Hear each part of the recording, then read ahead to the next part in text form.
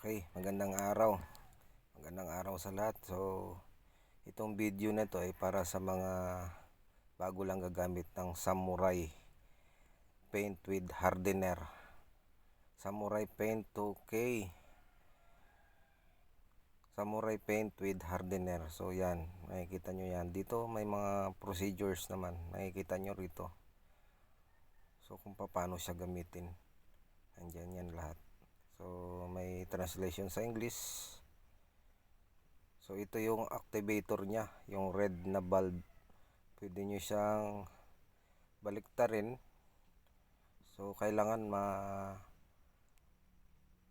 nyo yan para ma-activate yung hardener maghalo doon sa pintura. So ito yung mga hindi na ubos na pintura. So dapat pag gumamit kayo nito, ubusin nyo agad. So dapat nakaprepare na lahat yung mga pipinturahan nyo. So ito yung linya ng hardener.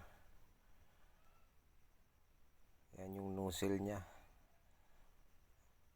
So dyan, pag pinrest mo yung kulay pula, papasok yung hardener dyan.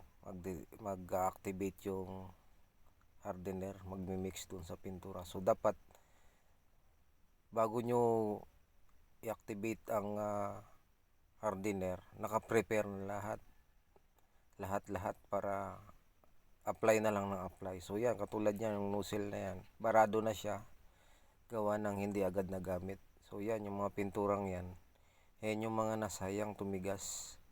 So dapat bago i-activate yung red na nozzle, dapat lahat preparado na para doon sa pag-apply nyo ng pintura para hindi masayang. So yun lang.